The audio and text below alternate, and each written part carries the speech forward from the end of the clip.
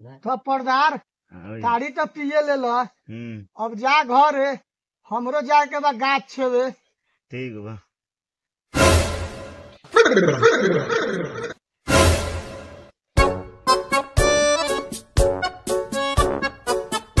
बाबू ये साला ये कपड़ा कौन देले हुए तोरा के रे? आ तू काहेला चिल्लाई तारे? बाबू कहाँ जाई बड़? हम चलम। ये साला तू कहाँ जाबे रे? हम जाई बारी गाछ छेवे। तुझे दूरा पर जारना धोल बा फार। जारना फार दूरा पर धोल बा। बाबू पैंट खुल गेल बा। आराम साले चपालवा निकाल के जाबा कि ना?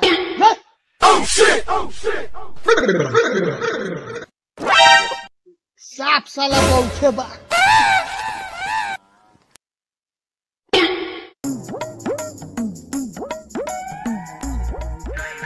चलाई गाड़ी आज सौ करिए छेव के चलान।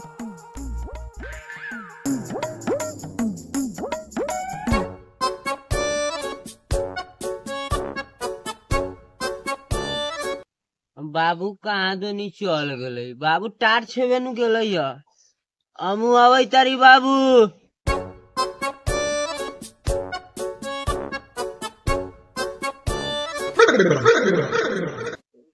जूजी लेखा ड्रेस देलवा इतनी इतनी पातर। बाबू को कहिले छोड़ा ल तो ना छोड़ा बोले।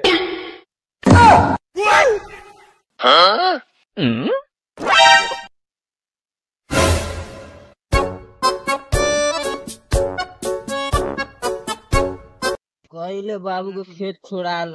कई बेर गिर गेली कपड़ा गंदा हो गेल हमर।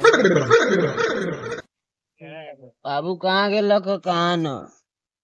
परदार हमरा खेत में बार छिलै तार। भाग हमरा खेत में।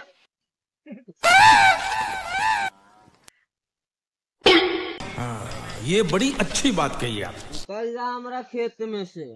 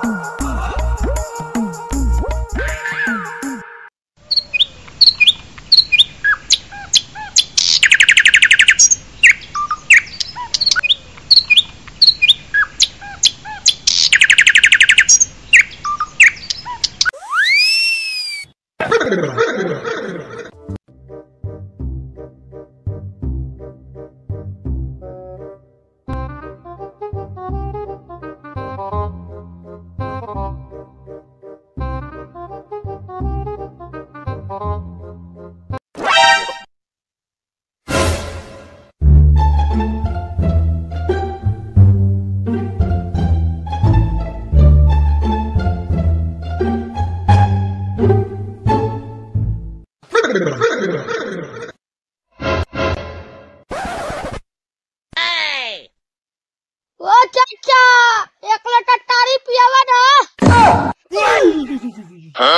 हई बतावा तो सर्वे एलियन के जब ताड़िये पिए के रहला खतोरा तो साला ऊपरे से पी लेते नीचे काहे लाइले हो? साला तो देख के डरा गेली हो। ओ चाचा हम एलियन ना है, हम ढेला राम के बेटा है।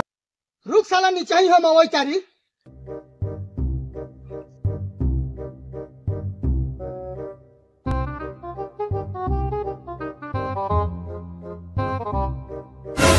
रे साला जब तू ऐसन बारे तो तुहर बाप कैसन होई रे? ओ चाचा हमने सात पाई बड़ियावा, 7 किस्म के बड़ियावा। बाप के बातो छोड़ा। हमारा भाईवा दुगे ना ये के ना बहू आई हो तो ठीक से रही। तू रुक के लगे हम तारी लेके आवई तारी।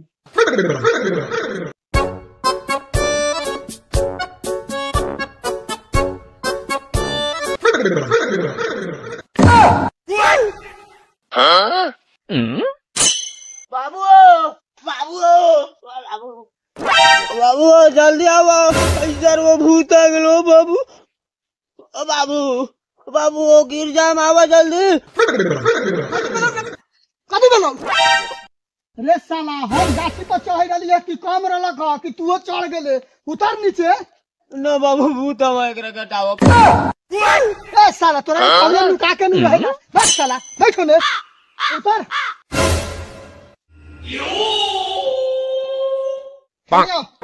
साला देले रहिए जारना फाड़े ना फाड़ले हो हमरा से ना फटलव। तो बना के धो देम तो ठुसबा खाली साली। चल चले